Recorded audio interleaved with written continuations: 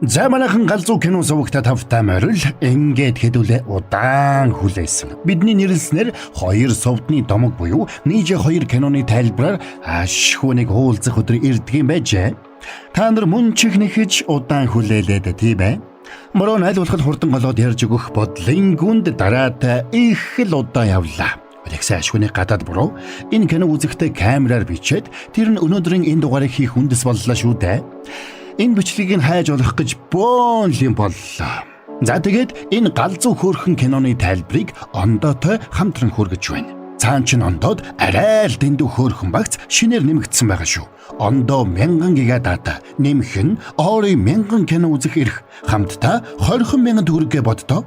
20 төгрөгөөр нэг кино нэг дата авччихэл гэсэн үг шүү дээ. За тэгээд зуны үүдэмгүй өнгөрүүлмээр байвал ондоорын багцаа цэнэглээд аваарай. Өмнө нь та нарт сайн бичлэгтэй биш шүү гэж хэлсэн болохоор нэмж олон долоом ярилгүй кино тайлбараа шууд эхлүүлье.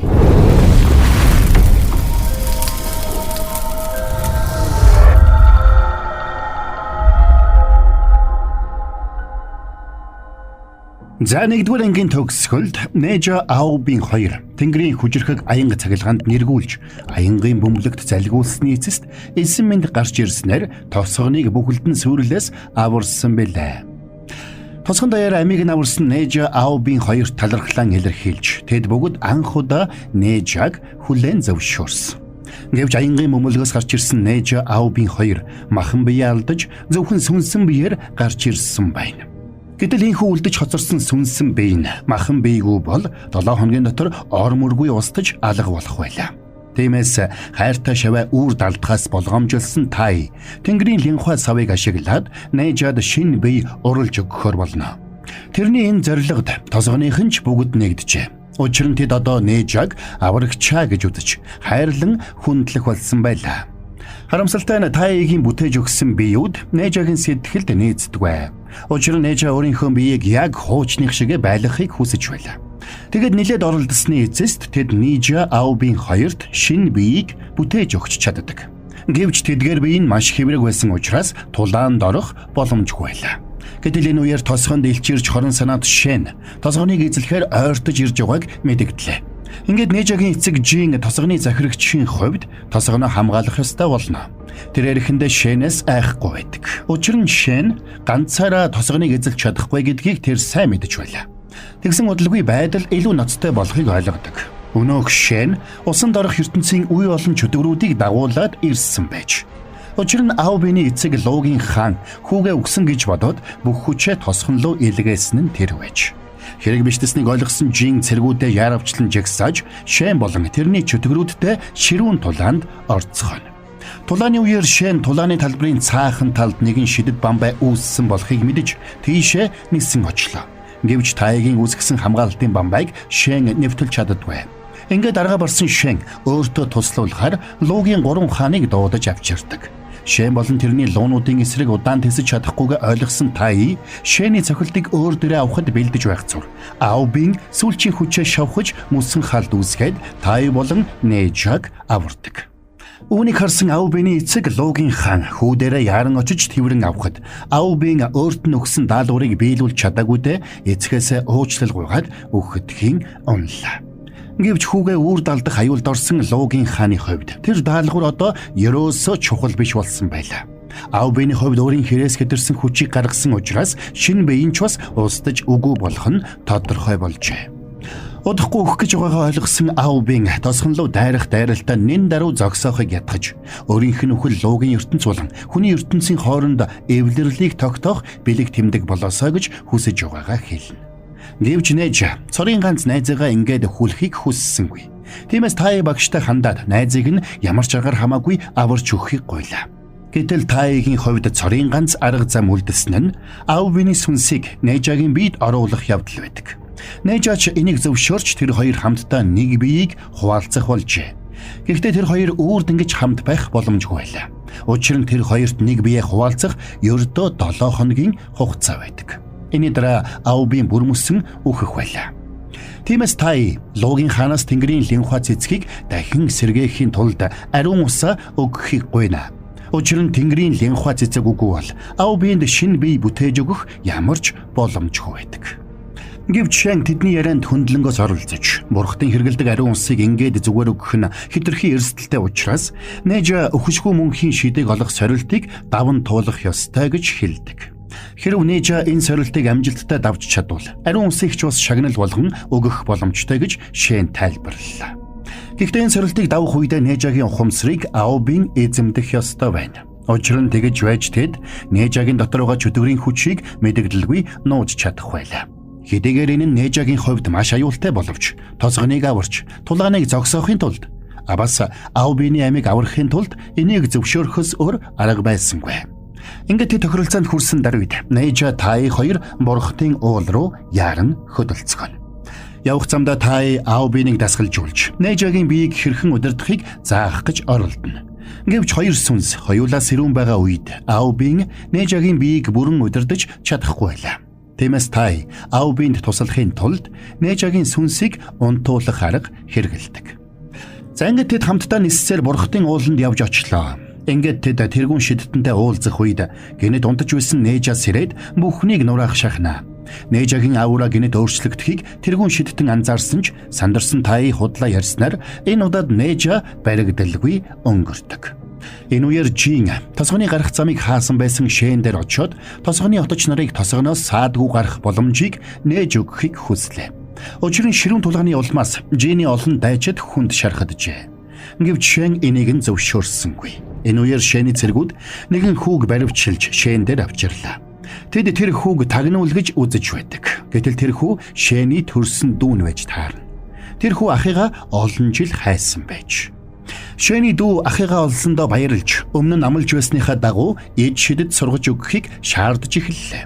Гэвч Шэн Луугийн хаанаас тосгоны замыг хааж байх тушаалыг авсан учраас дүүгийнхээ хүсэлтийг биелүүлэх боломжгүй байдаг. Тиймээс тохиромжтой цаг ирэх хүртэл тосгондоо очиод хүлээж вэ гэж хэлнэ. Шэний дүү ахынхаа шаардлагыг дагахаар болсон ч Шэн болон далайн чөтгөрүүд тэнд юу хийж байгааг ахаасаа асууж шалгаж эхэллээ. Гэвч Шэн дүүдээ үннээ хэлж чадахгүй байдаг. Учир нь үннээ хэлвэл дүүн тэрнийг чөтгөрийн талд орсон гэдгийг мэдэх байлаа. Гэтэл Шэнийг эвгүй байдалд орсныг ойлгосон Жин тэрнийг мангасуудын дайралтад өртсөн тосгоныг нь дайснаас хамгаалж байгаа гэж тайлбарладаг. Жин нэг талаас Шэнийг эвгүй байдлаас гаргахыг хичээсэн боловч нөгөө талаас дүүг нь дайсны талд орохгүй гэж болгоомжилсноос ингэж хэлсэн байж. Энийг сонссон Шэний санаа намарч сэтгэл нь хөдөлсөндөө Жин болон тэрний отч нарыг тосгоноос холдож яваад эмийн ургамал олж ирэхийг нь зөвшөөрлөө. Энэ үеэр Нежа эхний сорилтыг давахдаа бэлэн болжээ. Нежа эхний сорилтынхон хүрээнд таравхан чөтгөрүүдийн толгойлогчийг ялах ёстой байлаа. Гэвч Нежаг ирэхэд цаадуул нь хоолоо идчихсэн учраас Нежаг авч хэлэлцсэнгүй. Тиймээс Нежа таравхан чөтгөрүүдийн толгойлогчийг халз тулаанд дуудаж хашгирдаг. Ингээд таравхан чөтгөрүүдийн толгойлогч Нежа руу дайрч ирэхэд Аубин Нежагийн биеийг удирдах таравхан чөтгөрүүдийг амархан ялж чадна. Нежаг амархан ялж чадахгүйгээ ойлгосон таравхан чөтгөрүүдийн толгойлогч бүх цэргүүдэд тэрэн лүү дайрах тушаалыг өгдөг. Гэтэл яг энэ үеэр Нежагийн уусан эмийн үйлчилгээ нь гарч Нежагийн биеийг Аубин биш Нежа удирдах эхэллээ. Сандарсан Нежа өөрийнх нь сүнсийг унтуулдаг эмээ уух гэсэн ч таравхан чөтгөрийн дайралтад өртөж эмээ таравхнуудын идэж байсан тогоотой хоол руу унгааж орхино. Яха мэдгэ болсон Нежа өөрлөн дайрах таравхнуудын дайралтыг үл хайхарч тогоотой хоолыг идсээр байлаа. Ингээд арайхийн нөгөө эмээ ууж чадсанд дотроос нь Аубин сэрээд таравхан чөтгөрүүдийг тэр дор нь намдарч чадлаа. Ингээд Аубин Нежа хоёр эхний сорилтыг амжилттай давж чаджээ. Дараа нь тэргүүн шидтэн Нежа Тай хоёрыг бусад агуу шидтнүүдтэй танилцуулахаар авч явлаа. Тэнд шидтнүүд чөтгөрүүдийн эсрэг хийж байгаа их дайны талаар хэлэлцэж байдаг. Тэд энэ дайнд ялан гэдэгтээ итгэлтэй байсан ч луунуудын овгоос хамгийн их болгоомжилж байлаа. Учир нь тэд одоогоор манай талд байгаач тулааны дундуур эсрэг талд урвж магадгүй гэж тэд болгоомжилж байдаг. Ингээд тэдний дайны талаарх зөвлөгөө дуусах үед тэргүүн шидтэн Нежаг бусад шидтнүүдтэй ярилцах боломжийг олгодог. Энэ үеэр Нежа нойрсуулах хэмээн ууж Аубин Нежагийн биеийг удирдах үлдлээ. Андоо болон Ори толиулж байна.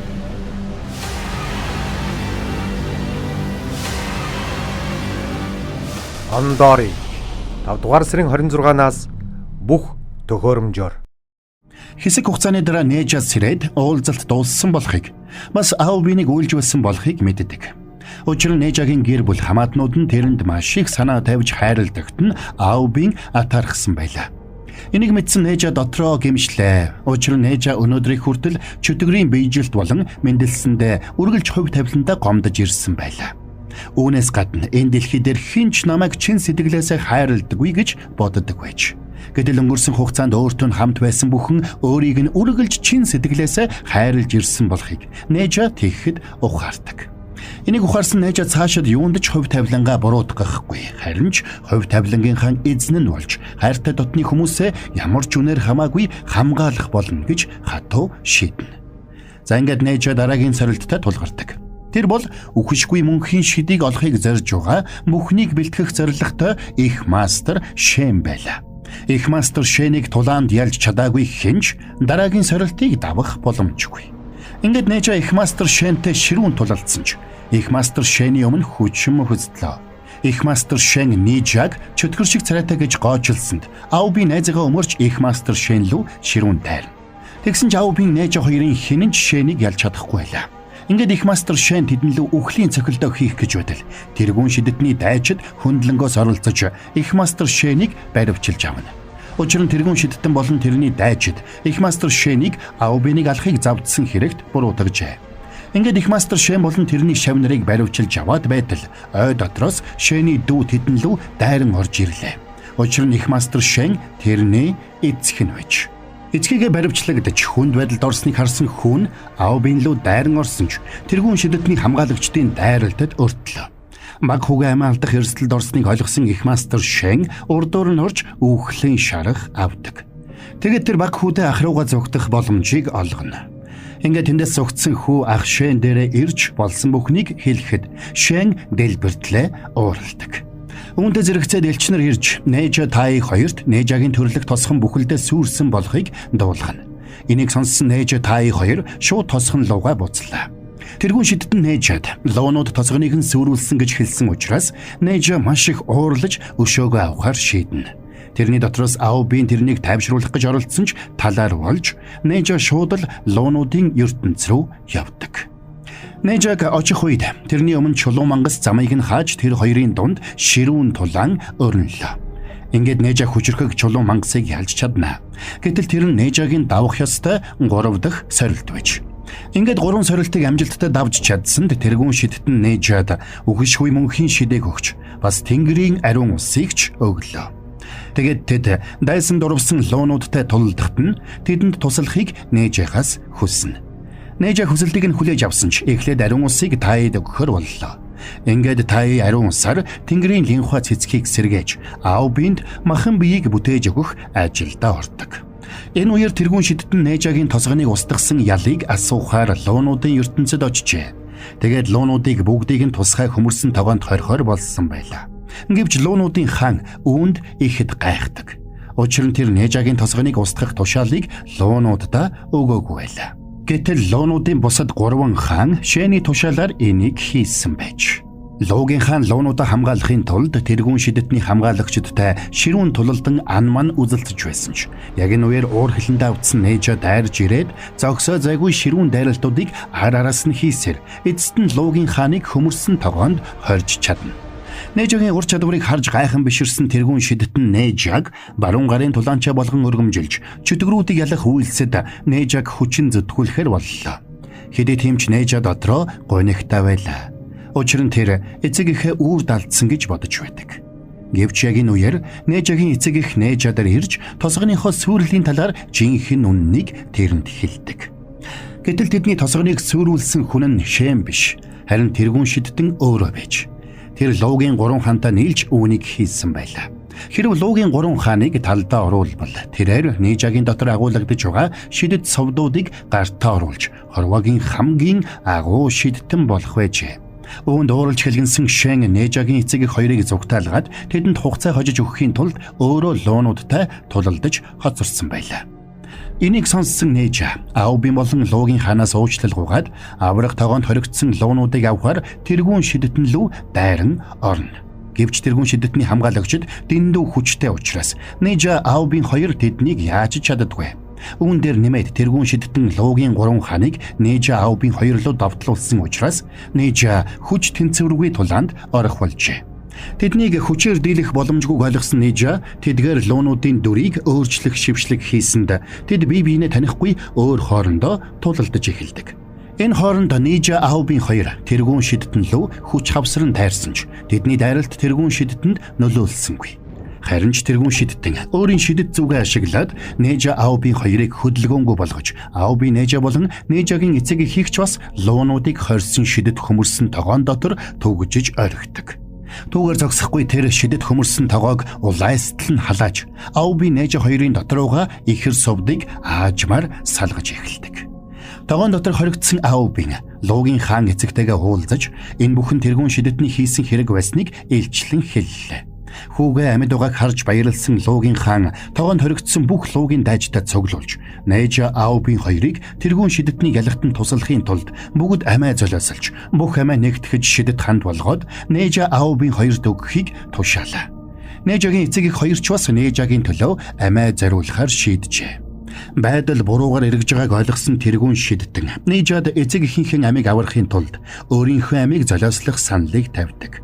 Хүнд байдалд орсон Нежа энэ саналыг нь хүлээж авахыг завдсан ч их нь Нежаг хориглож ямар ч эцэг их өр хүүхдээ нас барахыг нүдэрээ харахыг хүсэхгүй гэж хэллээ.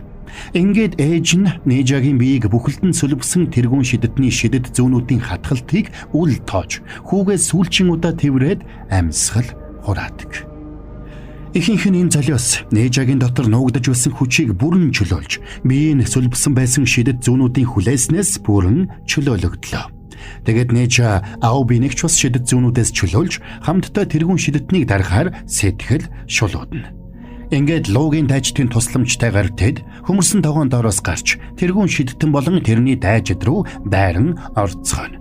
Тэргүүн шидэтэн болон тэрний хамгаалагчид мань хоёрын эсрэг ширүүн тулалдаж тийм ч амархан ялагдахгүй гэдг нь тодорхой болно. Гэсэн хэдий ч мань хоёр хүчээ нэгтгэж эцсээ хүртэл тулалдсны эцэст тэргүүн шидэтэн Нежа Аубын хоёрт ялагдаж ам зулбан зовгдож одно. Ийхүү шийдвэрлэх тулаанд ялсны дараа Аубын Нежагийн чөтгөрийн мөн чанар нь нэгэнд ил гарсан учраас хүмүүсийн дунд биш харин Луугийн овогтой хамт амьдрахыг урьдаг. Гэсэн хэдий ч Нежа тэр саналаас нь татгалзаж би хөв тавилантайгаа өөрөө нүүр тулах болно гэж хэлдэг. Найзынхаа энэ шийдэмгий байдлыг харсан Аубин найздаа амжилт хүсээд аавтайгаа хамт явлаа. Гэвч Аубин ч бас дотроо хөв тавилантайгаа өөрөө нүүр тулах хүсэлтэй байгааг ойлгосон Луугийн хаан хүүгээ сүүлийн удаа тэврээд чөлөөтэй явуулдаг. Ийхүү Нежа Аубын хоёр дахин нэгдэж хамтдаа хувь тавилантайгаа нүүр тулахаар шийдэснээр кино маань конец фильма. Энд хүрээд энэ галзуу хөөрхөн киноны тайлбар маань дуусч байна. Удаан хүлээсэн та нар маань хүссэн киноныхаа тайлбарыг үзэж сонсож санаа чинь амрайлгүйтэй ч одоо тийм ээ. Тийм бол ямаа да. За тэгээд энэ галзуу хөөрхөн киноны тайлбарыг ондоотой хамтран хүргэлээ. Цаан чин ондоод арай л дэндүү хөөрхөн багц шинээр нэмэгдсэн байгаа шүү. Ондоо 1000 гигатата нэмэх нь орой 1000 кино үзэх хэрэг хамтдаа ердөө 20,000 төгрөг яваад доо. Өөрөөр хэлбэл 20 төгрөгөөр 1 кино 1 гигатата авчиж байна л гэсэн үг. Зуныг уйдамгүй өнгөрүүлмээр байвал ондоорын багцаа цэнэглээ даваарай. Тэгэд муу бороогоо дэмждэг бол яах вэ? Лайк, саб, комментоор булаад өгцгөн шүү дээ. Хэдүүлээ шин 7 хоногтоо нэг маяр галзуу киноны тайлбараар эргээд уулзнаа. Тэгээд амралтын өдрөө ая тухта сайхан өнгөрүүлээрэй.